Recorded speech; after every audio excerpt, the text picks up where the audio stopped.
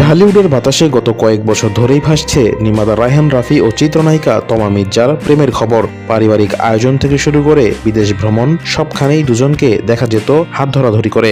নেটিজেনরা এক প্রকার নিশ্চিতই ছিলেন যে তাদের পর্দার পেছনের রসায়নটা কেবল বন্ধুত্বের গণ্ডিতে সীমাবদ্ধ নেই। সম্প্রতি এক অনুষ্ঠানে তোমাকে সরাসরি প্রশ্ন করা হয়, রায়হান রাফির সাথে এখনো তোমার সম্পর্ক আছে?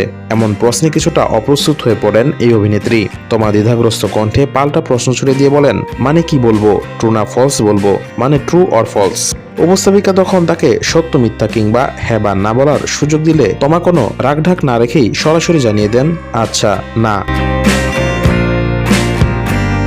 তোমার এই সোজাসাপটা নাতে শুধু উপস্থাপিকাই নন, অবাক হয়েছেন তার ভক্তরাও।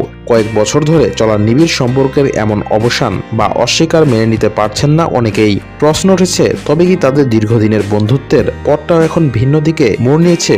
বন্ধুত্বের ভবিষ্যৎ নিয়ে জানতে চাওয়া হলে তোমা কিছুটা নমনীয় হয়ে উত্তর দেন। তিনি বলেন, আছে, বাট আগের মতো ওভাবে এখন আর কথা হয় না। তমা মির্জার এই মন্তব্যে পরিষ্কার যে রাফির সঙ্গে তার সম্পর্কের উষ্ণতায় এখন ভাটা পড়েছে।